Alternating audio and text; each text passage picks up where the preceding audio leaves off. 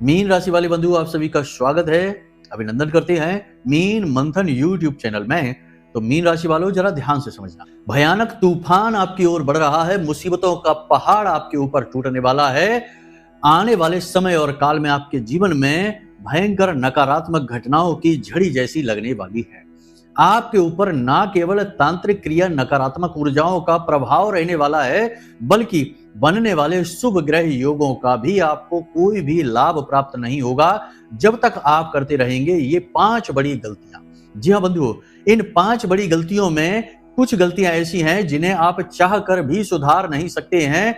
चाहे इनके बारे में आपको लाख बार ही क्यों ना बता दिया जाए, तब भी इन गलतियों को आप सुधार नहीं सकते हैं, क्योंकि ये आपकी कुंडली में होने वाली ग्रहों की स्थितियां हैं।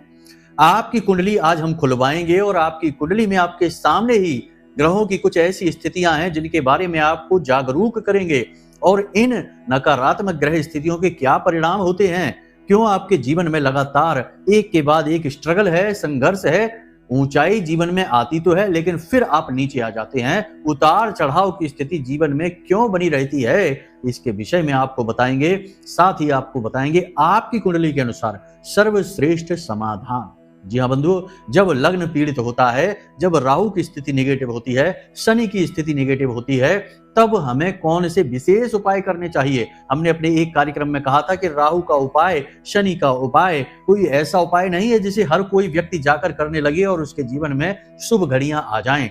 इन्हें क्रूर ग्रह, पापी ग्रह कहा जाता है। शनि की तो दृष्टि ही बकरी होती है, राहु को एक छाया ग्रह, राक्षस ग्रह माना गया है। इनके उपाय यूं ही बिना सोचे समझे कर लेना केवल और केवल अपनी मुसीबत को बढ़ा लेना है। तो आज के इस विशेष कार्यक्रम में हम आपकी कुंडली आपको दिखवाएंगे। जिस प्रकार हम आपको गाइड करेंगे उस प्रकार आपको अपनी कुंडली देखनी है, और आपको स्वयं ही पता लग जाएगा कि आपके जीवन में जो परेशानियां हैं उनका कारण, मूल स्रोत क्या है। जब तक स्रोत को हम समाप्त नहीं करेंगे तब तक मुसीबतें कम नहीं होंगी। बाकी आपके द्वारा की गई कुछ विशेष गलतियां भी हैं जिनसे आपको जागरूक होना बहुत जरूरी है, और इन गलतियों से छुटकारा प्राप्त करना बेहद अनिवार्य है, क्योंकि ये गलतियां कोई साधारण गलतियां नहीं हैं। इन गलतियों से ही जीवन में नकारात्मकता आती है, शुभ कार्य बाधित होते हैं, बरकत घर में नहीं आ पाती है, लाख प्रयासों के बाद भी धन संचय नहीं हो पाता है। कई बार ऐसे लोगों से हमारी मुलाकात होती है, वो कहते हैं कि गुरुजी, हमारे घर में 4 लोग कमाने वाले हैं, चारों के चारों ही धन कमाते हैं। तो इस हिसाब से हमारे घर की स्थिति अच्छी होनी चाहिए, क्योंकि चारों ही बड़े सम्मिलित रहते हैं, एक ही साथ अपने धन का संचय करते हैं, खर्च करते हैं। फिर भी ना जाने कैसी स्थिति बनी है कि वर्षों से पैसा संचित ही नहीं हो पाता है, धन रुकता ही नहीं है। एक तरफ से आता है और दूसरी तरफ से कब निकल जाता है, भनक तक नहीं लग पाती है। तो ऐसी विचित्र स्थितियां जीवन में क्यों बनती हैं? इन गलतियों की वजह से। तो आपको इन गलतियों से अब सतर्क होना है, क्योंकि अब जैसे जैसे दिन आगे बढ़ रहे हैं, राहु की शक्ति कमजोर होती चली जाएगी, और आगे चलकर राहु शनि का विखंडन हो जाएगा, युति टूट जाएगी, और कुछ समय बाद मंगल भी अनुकूल हो जाएंगे, नीच राशि से बाहर निकल आएंगे। फिलहाल आपको 14 मई और 15 मई को एक बहुत ही सुंदर योग मिलेगा देखने के लिए, जब गुरु पूरे 1 साल के बाद राशि परिवर्तन करेंगे और अतिचारी होकर अपनी गति को बढ़ाकर राशि में गोचर करेंगे, मिथुन राशि में, जिसका लाभ आपको बहुत अधिक प्राप्त होगा। अतिचारी गुरु दुगनी शक्ति से आपके जीवन में खुशियां लेकर आएंगे। गुरु एक सौम्य ग्रह हैं, इसी के साथ साथ सूर्य का भी राशि परिवर्तन होगा। तो ये जो शुभ राशि परिवर्तन हैं ग्रहों के, इनके लाभ भी तो आपको मिलने चाहिए, परंतु गलतियों से नकारात्मकताएं की दीवारें बन जाती हैं और फिर जीवन में खुशियां बाधित होने लगती हैं। इन बातों को आप हल्के में मत लेना, ये बातें वो हैं जो आपको कोई बताएगा नहीं।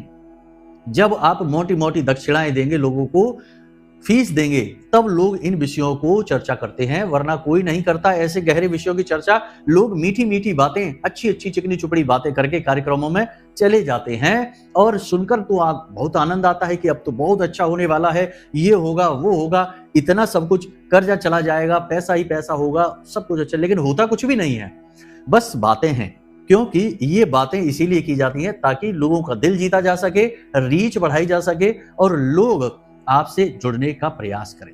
लेकिन सत्य कहने वाले बहुत ही कम हैं। और जो सत्य कहते हैं उनको लोग विश्वास नहीं करते, क्योंकि सत्य की खूबी यही है कि इस कलयुग में सत्य रूखा सूखा और कड़वा है। तो भला किसे कड़वा स्वाद अच्छा लगेगा? सत्य सुनने के लिए शक्ति चाहिए। तो लेकिन कोई बात नहीं है, हम तो कहेंगे महामाई के भक्त हैं, माई की सेवा करते हैं, प्रथम कर्तव्य सत्य के प्रति है, महामाई के प्रति है, अन्य कर्तव्य सभी के लिए है। तो हम तो अपना कर्म निभाएंगे, अपना कर्म करेंगे, अपना कर्तव्य निभाएंगे। इसी वजह से हम आपसे कहते हैं कि ये बातें कोई आपको बताएगा नहीं। जिस प्रकार हम आपको एक एक पॉइंट करके डिटेल में समझाते हैं, जिस प्रकार आपको गाइड करते हैं, हजारों लोगों के जीवन में खुशियां आ गई हैं, हजारों लोग बहुत ही प्रसन्न हैं, कर्ज से मुक्त हो गए, वैवाहिक बंधन टूटने वाले थे वो बच गए, और बाल बच्चे भी बड़े सुखी हैं, माता पिता की बात सुनने लगे हैं। तो ये सारी सत्य पर चलने की और महामाई की कृपा आप तक पहुंचाने की कोशिश का परिणाम है। खैर कोई बात नहीं है, आपको इस कार्यक्रम को अंत तक देखना है। इस कार्यक्रम में हम बताएंगे आपके जीवन में जो आप कर रहे हैं ऐसी 5 भूलें, आपकी कुंडली खुलवाएंगे, आपको कुंडली के विषय में जागरूक करेंगे, और ग्रहों के नकारात्मक प्रभाव किस प्रकार आपको प्रभावित कर रहे हैं, इससे आपको कैसे छुटकारा प्राप्त होगा, इसके विषय में चर्चा करेंगे। मतलब कि आज का कार्यक्रम बहुत ही ठोस है और गहरे विषय पर आधारित है, कुछ हमारी अनुभूतियों पर आधारित है, जिसके आधार पर हम आपके जीवन की 5 भविष्यवाणियां भी करेंगे। कुछ पॉजिटिव रहेंगी, कुछ नेगेटिव रहेंगी। याद रखना कि यह राहु का समय चल रहा है, शनि का समय चल रहा है, निगेटिविटी ज्यादा रहेगी। तो सुनने के बाद ये मत कहना कि गुरुजी आप तो नेगेटिव बातें बताते हैं। अरे भाई, जो सत्य है वो बताते हैं, जब पॉजिटिव होने लगेगा तो पॉजिटिव भी बताएंगे। फिलहाल जो है सो है, इस बात को आप मानकर चलिए। तो उम्मीद करते हैं कि आप हमारी बातें भावनाओं को समझ रहे हैं, कार्यक्रम में अंत तक अवश्य ठहरेंगे, तभी हमारी मेहनत सफल होगी और महामाई की कृपा और आशीर्वाद आप तक पहुंचेगी। तो चलिए बंधु, माई को याद करते हैं और माई का जयकारा लगाते हुए कार्यक्रम में आगे बढ़ते हैं। कमेंट बॉक्स में पूरे भक्ति भाव के साथ लिख डालिए, जय मां भद्रकाली कृपा करो। महामाई निश्चित तौर पर आपके ऊपर कृपा करेंगी, आपको आशीर्वाद देंगी, हमें पूर्ण विश्वास है। इसी के साथ साथ यदि भाव गहरा है तो लिख डालिए कि मैं भी माई के परिवार का हिस्सा हूं। बड़े भाग्यवान होते हैं वो लोग जो इतना कह भी पाते हैं, क्योंकि आज के समय में तो लोग इतने नकारात्मकता से ग्रसित हो चुके हैं कि जहां धर्म का, भगवान का नाम ले दो तो जैसे उन्हें करंट लग जाता है, ऐसे उछल पड़ते हैं कि जैसे ना जाने क्या कह दिया। तो ये नकारात्मकता ही तो है। तुरंत हर एक चीज का विरोध करने लगना, हर चीज पर तर्क कुतर्क करने लगना, हर चीज को नकार देना, ये कलयुग की प्रचंड गति ही तो है। खैर कोई बात नहीं है, आप सम होकर चलिए, प्रेम से चलिए, नम्र होकर चलिए। झुकते वही हैं जिनमें जान होती है, अकड़ कर खड़े रहना तो मुर्दों की पहचान होती है। इन सारी प्रेम भरी बातों को, ज्ञान भरी बातों को जीवन में न उतारा तो जीवन ही मुर्दे के समान निरर्थक हो जाता है। इन बातों को जीवन में लेकर चलना चाहिए, तभी जीवन फलित होता है और खुशियां जीवन में आती हैं। आपके साथ साथ आपका परिवार भी चहकने महकने लगता है। तो चलिए बंधु, अपने मूल विषय को शुरू करते हैं, ध्यान से सुनिए। प्यारे मित्रों, हमारे अत्यंत प्रिय और परम पूज्य अमिताचार्य जी के पास मां बगलामुखी और मां भद्रकाली की साधनाओं का वर्षों का अनुभव है और माता रानी की इनके ऊपर पूर्ण कृपा और सिद्धि है। आचार्य जी ने अपने सटीक कुंडली विश्लेषण और श्रेष्ठतम उपायों के माध्यम से हजारों लोगों के जीवन को खुशियों से भरा है। आचार्य जी का कुंडली विश्लेषण और उपाय करवाने का तरीका इतना अद्भुत है कि जीवन के हर एक दुख और कष्ट का कारण जड़ से ही समाप्त हो जाता है। फिर समस्या चाहे जैसी भी हो, कर्जा बहुत बढ़ गया हो, व्यापार चल नहीं रहा हो, बीमारियों में आप बर्बाद हो चुके हो, रिश्तों में प्रेम समाप्त हो चुका हो, या फिर नौकरी ही ना मिल रही हो, विवाह में देरी होती हो, कैसी भी समस्या हो, इन समस्याओं का कारण क्या है, कौन सी महादशा परेशान कर रही है, कौन सा दोष लगा हुआ है, सब कुछ आचार्य जी इतना सटीक बताते हैं कि वर्षों वर्ष के दुख कुछ ही दिनों में समाप्त हो जाते हैं। अगर आपके जीवन में भी कोई ऐसी संकट की घड़ी है तो यही सही समय है जब आप पूज्य आचार्य जी के हाथों से अपनी कुंडली का विश्लेषण करवाएं और वर्षों से चल रहे दुखों और संकटों के इस चक्र से बाहर निकल जाए। प्यारे मित्रों, अभी वीडियो में दिए गए नंबरों पर फोन करिए और अपनी कुंडली का श्रेष्ठतम आकलन करवा डालिए। जिंदगी बदलने का ये सबसे बड़ा मौका हाथ से मत जाने दीजिएगा। जय माई की, महामाई आपका कल्याण करे। 5 बड़ी गलतियां सबसे पहले हम आपको बताते हैं, आपकी कुंडली खुलवाते हैं और आपकी कुंडली के अनुसार आपको बताते हैं। आप या तो आपके पास कुंडली आपकी हो, उसे ओपन कर लीजिए, या फिर किसी मोबाइल के किसी ऐप में जाइए, वहां अपनी डिटेल भरिए और अपनी कुंडली निकाल लीजिए। आपने कुंडली निकाल ली, हम मानकर चलते हैं। अब आप अपनी कुंडली को देखिए, आपकी कुंडली का लग्न यानी कि पहला जो भाव होता है, जो सबसे ऊपर ऐसा चौखाना जैसा बना है, वह पहला भाव है, उसे लग्न कहते हैं। लग्न में जो भी नंबर लिखा हुआ है वह लग्न की राशि है। ठीक है, मानकर चलते हैं कि लग्न में 7 नंबर लिखा है, तो आपकी राशि जो लग्न की राशि है वह तुला हुई। तो तुला का जो स्वामी ग्रह है वह शुक्र है। इसी प्रकार कोई भी नंबर वहां लिखा हो सकता है, 2 नंबर भी लिखा हो सकता है तो वृष है तो उसका भी शुक्र हुआ, 1 नंबर लिखा हो सकता है तो मेष है तो मंगल हुआ, 5 नंबर लिखा हो सकता है तो उसका मालिक सूर्य हुआ। तो इस प्रकार आपको अपने लग्न में देखना है कि कौन सा नंबर लिखा है, यानी कि कौन सी राशि है और उस राशि का स्वामी कौन है। उससे पता चलेगा कि वह आपका लग्न का अधिपति हुआ, यानी लग्नेश हुआ। उसके प्रभाव में आपकी पूरी कुंडली रहने वाली है। लग्नेश जो है वो कुंडली का सबसे शक्तिशाली, सबसे प्रभावशाली ग्रह होता है। उसकी स्थिति पर यह निर्भर करता है कि जातक किस प्रकार जीवन जिएगा। तो मानकर चलते हैं कि शुक्र आपका लग्न का स्वामी है। तो अब आपको यह देखना है कि शुक्र आपकी कुंडली में किस भाव में बैठा है। अगर शुक्र आपकी कुंडली में 3रे भाव में, 6ठे भाव में, 8वें भाव में या 12वें भाव में बैठ गया तो समझिए कि आपकी कुंडली में लग्नेश पीड़ित हो गया, यानी कि लग्न को पीड़ा प्राप्त हो रही है। समझिए कि जो आपके घर का मुखिया है, अगर वही पीड़ित हो गया तो पूरा घर तो पीड़ित होगा ही, टेंशन में आ ही जाएगा। यही होता है जब लग्नेश पीड़ित होता है। दूसरी स्थिति यह बनती है कि आपका जो लग्न है उस लग्न पर किसी पापी ग्रह की दृष्टि पड़ रही हो। पापी ग्रह जैसे कि राहु की दृष्टि है, शनि की दृष्टि है, मंगल की दृष्टि है, इनमें से किसी भी ग्रह की दृष्टि अगर आपके लग्न पर पड़ रही है तो समझ जाइए कि आपका लग्नेश पीड़ित है। इसी के साथ साथ आपके लग्न में यदि कोई पापी ग्रह आकर बैठ जाता है, जैसे राहु बैठ गया, शनि बैठ गया, मंगल बैठ गया, तो यह भी ठीक नहीं है। तो यहां तक आपने समझ लिया। इसी के साथ साथ जो आपका लग्नेश है, जैसे शुक्र मान लिया आपका लग्नेश है, तो शुक्र के साथ कोई पापी ग्रही बैठ जाता है, शनि तो फिर भी ठीक है, लेकिन यदि मंगल बैठ गया, राहु बैठ गया, तो केतु भी बैठ गया, तब भी लग्नेश आपका पीड़ित हो गया। जिनका लग्नेश पीड़ित होता है, जिनका कुंडली का लग्न पीड़ित होता है, वो जीवन में कभी सुखी नहीं रह पाते हैं। उनकी हाइट नहीं बढ़ती है और उनका वाणी इतनी प्रभावशाली नहीं रहती है, जीवन में कभी धन संचय नहीं कर पाते हैं, मेहनत का कोई भी फल प्राप्त नहीं होता है और धीरे धीरे उनका दिमाग कुंद होता चला जाता है और एक समय पर आकर ना तो उनके घर में उनकी इज्जत होती है, ना ही समाज में कोई इज्जत होती है और ना ही उनके जीवन में कोई ऐसे कारनामे होते हैं जिन्हें लोग सम्मान की दृष्टि से देखें। मतलब कि जिसका लग्न पीड़ित हो गया उसका तो इस संसार में आना ही व्यर्थ सा हो जाता है। अब ज्योतिष की खूबसूरती यहीं पर निकल कर आती है कि आपने किसी एस्ट्रोलॉजिस्ट को अपनी कुंडली दिखा दी, किसी ज्योतिषी को कुंडली दिखा दी, तो वह कह देगा कि आपका लग्नेश पीड़ित है और लग्नेश की पीड़ा का समाधान आपको बताएगा। और जैसे ही आप समाधान शुरू करेंगे, आपका लग्नेश जो पीड़ित था अब वह बली होने लगेगा और आपकी दिन और दिशा दोनों बदलने लगेंगे। ये बहुत ही बड़ी बात है, ये बहुत ज्यादा बड़ी बात है, क्योंकि इस तरह सैकड़ों लोगों की जिंदगी में खुशियां आती हमने स्वयं देखी हैं। हमने स्वयं उपाय करवाकर लोगों के जीवन को चमत्कारी ढंग से बदला है।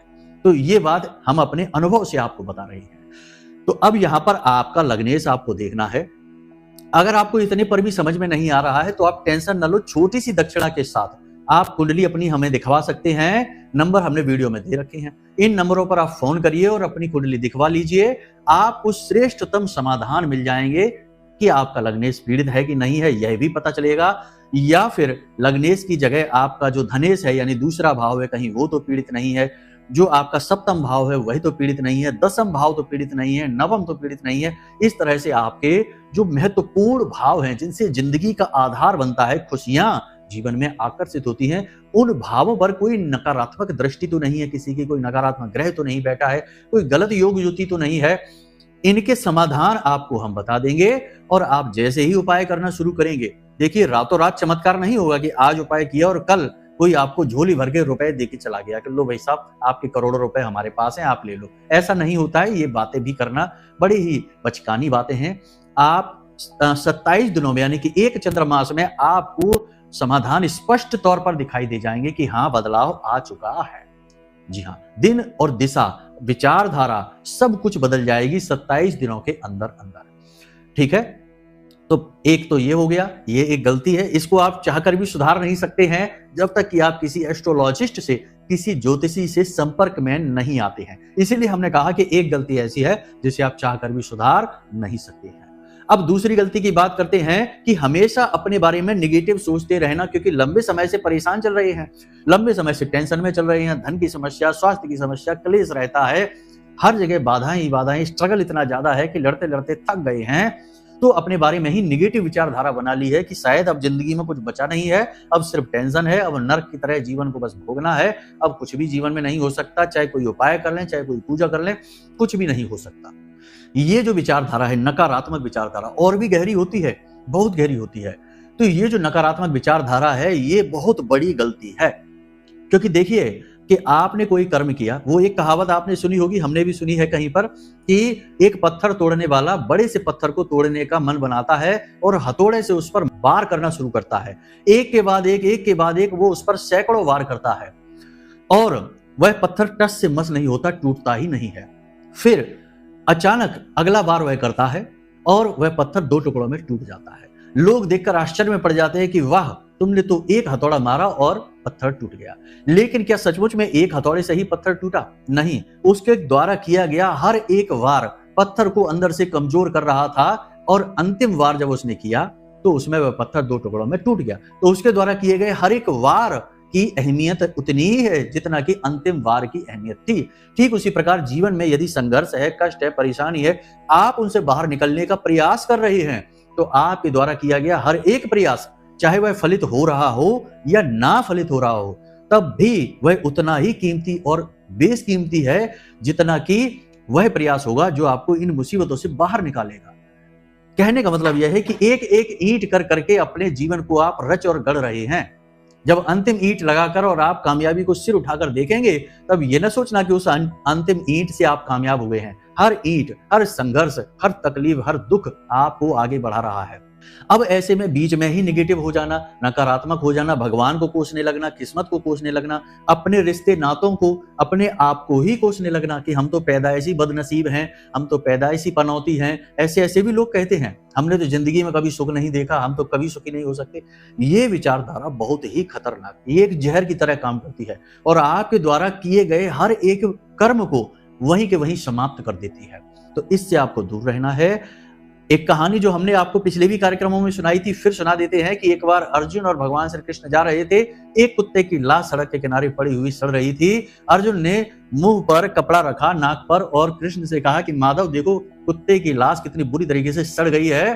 कृष्ण भगवान मुस्कुराए और बोले, अर्जुन कुत्ते के दांत देखो कितने चमचमा रहे हैं।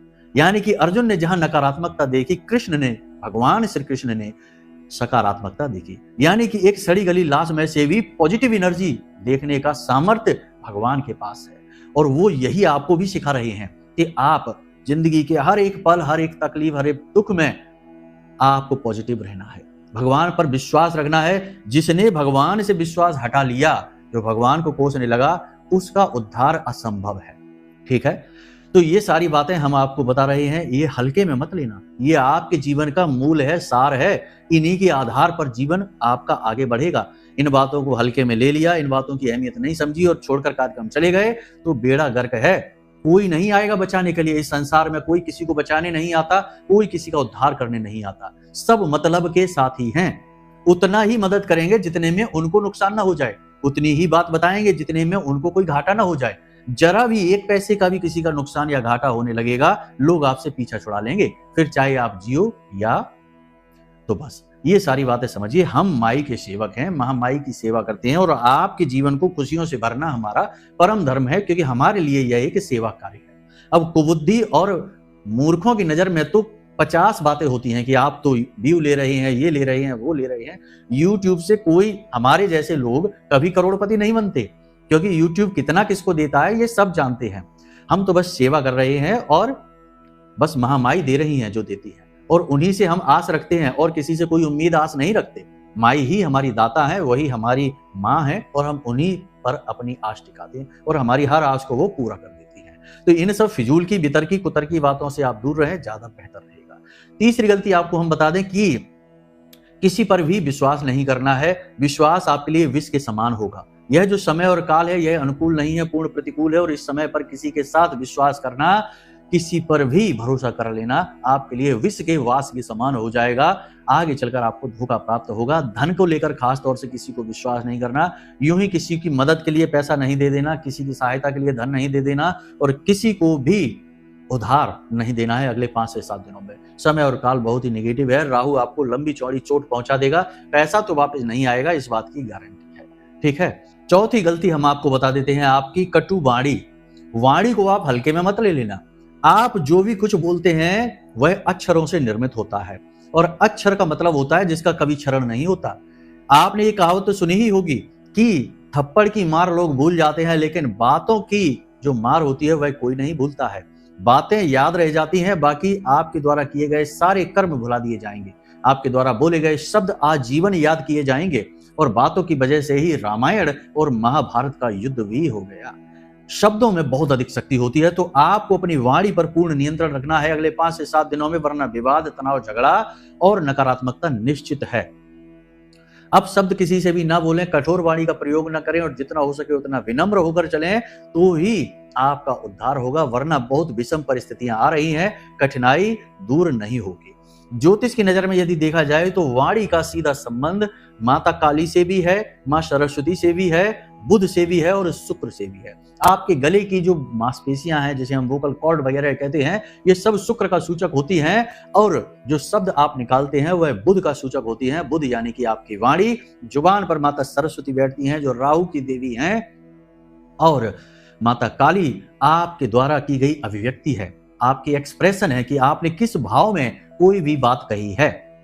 तो कहने का मतलब यह है कि आप अपनी वाणी को हल्के में मत लेना। आपकी वाणी आपको बना सकती है, आपको मिटा सकती है, शत्रु को मित्र और मित्र को शत्रु भी बना सकती है। तो सोच समझकर बड़ी चतुराई के साथ अपने शब्दों का आपको प्रयोग करना है, वरना यह आपकी बहुत बड़ी भूल होगी, इसकी कीमत आपको चुकानी पड़ेगी। अंत में आपसे हम यही कहेंगे कि अपनी सेहत का विशेष ख्याल रखिए। कोई पुरानी एलर्जी, पेट में दर्द, किसी प्रकार का इन्फेक्शन या फिर ब्लड शुगर के मरीजों के लिए बहुत बड़ी मुसीबत आने वाली है अगले 5 से 7 दिनों में। और सबसे बड़ी बात कि आप फिसल कर गिरेंगे, कोई छोटी मोटी दुर्घटना, चोट, हादसा हो सकता है। संभल कर चलना है, ऊंचे स्थानों पर संभल कर जाना है। गिरने का, फिसलने का और चोट लगने का पूरा भाव निर्मित हो रहा है, तो सावधानी ही एकमात्र बचाव रहेगा। यहां तक हमने आपको सारी चीजें बता दी हैं।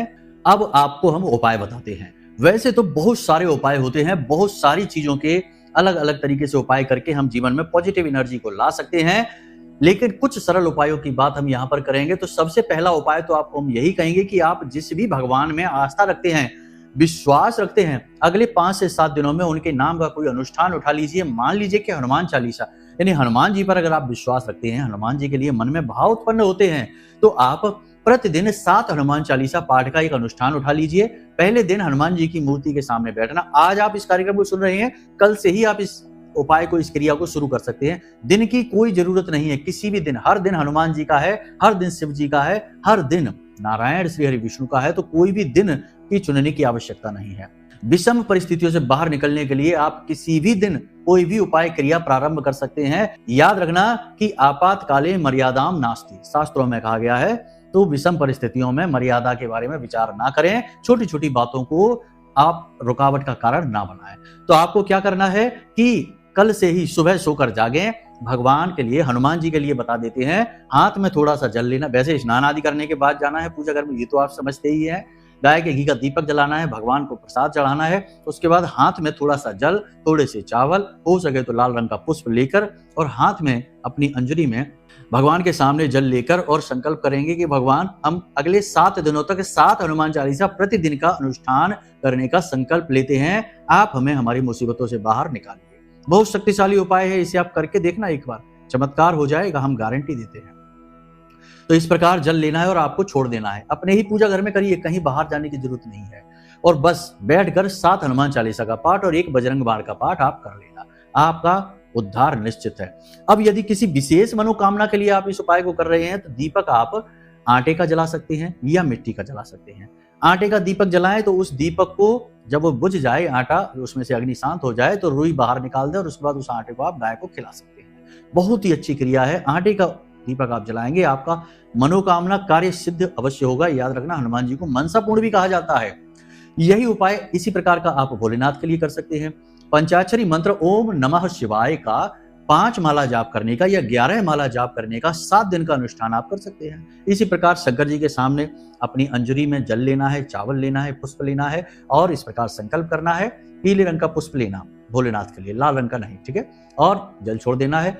11 पंचाक्षरी मंत्र की माला का जाप का अनुष्ठान आप करिए, आपका उद्धार हो जाएगा। बाकी किसी भी प्रकार के अनुष्ठान आप और कर सकते हैं अपने बुद्धि विवेक के साथ। आपने किसी भगवान को पूजा है तो आप जानते हैं कि किस प्रकार उनकी पूजा आराधनाएं होती है। 7 दिन का अनुष्ठान कर डालिए। सर्वश्रेष्ठ समाधान है। देखिए, समाधान वहीं से मिलेंगे जहां से मिलते हैं। किसी विचित्र, अनोखी और ऊट पटांग क्रिया को कर लेने से कुछ नहीं हो जाता। जो सबके दाता है वही आपको भी देंगे, यानी भगवान। तो भगवान की शरण में जाना ही सर्वश्रेष्ठ समाधान होता है। और हम तो खींच खींच कर आपको ला रहे हैं कि आइए महामाई की शरण में, माता रानी की आंचल में बैठिए, माई का प्रेम और माई का आशीर्वाद ग्रहण करिए। खैर, उम्मीद करते हैं कि आपने सारी बातें समझ ली हैं। सावधानी के साथ चलना है और गलतियों से बचना है। हमने सब कुछ आपको खुलकर बताया है। यदि हमारी कटु वाणी लगी हो आपको या कुछ ऐसा लगा हो जो चुभ सा गया हो, तो उसके लिए हम क्षमा प्रार्थी हैं। हमने जानबूझकर नहीं कहा, लेकिन कुछ नेगेटिव लोग ऐसे होते हैं जिनकी बातें, जिनके कमेंट देखकर मन खिन्न हो जाता है। इस वजह से ऐसी बातें भी कहनी पड़ती हैं। तो कभी कभी गुरु कठोर भी होते हैं, तो इसके लिए गुरु का यह रूप भी स्वीकार करना पड़ता है, तो गुरु का ज्ञान फलित होता है। तो उम्मीद करते हैं कि सारी बात आपने समझ ली है। अब यदि कोई मन में प्रश्न उठे या कुंडली विश्लेषण कराना है तो नंबर वीडियो में दे रखे हैं। इन नंबरों पर फोन करिए, सारी जानकारी प्राप्त करिए और अपनी कुंडली का श्रेष्ठ विश्लेषण हमसे स्वयं करवाकर अपने जीवन को सही मार्ग पर लेकर आइए। चलिए बंधु, आज के इस कार्यक्रम को यहीं विराम देते हैं। हमेशा हंसते रहिए, मुस्कुराते रहिए, सकारात्मक रहिए। महामाई पर अपनी आस्था और विश्वास बनाकर रखिए, क्योंकि आपका उद्धार तो वहीं से होना है। प्रेम से बोलिए जय माई। हमारे प्रिय और परम पूज्य आचार्य जी ने अपनी साधनाओं के अनुभवों पर आधारित शक्तिशाली उपाय और क्रियाओं के माध्यम से हजारों लोगों के जीवन को पूरी तरह से बदला है। आचार्य जी के द्वारा बताया गया हर एक उपाय इतना सटीक और कारगर होता है कि जो भी इसे पूरे भाव के साथ कर लेता है, उसे साक्षात महामाई की कृपा और आशीर्वाद प्राप्त हो जाती है। इसलिए निसंकोच इन उपायों को पूरे भाव के साथ करिए, आपका कल्याण होगा। जय माई की।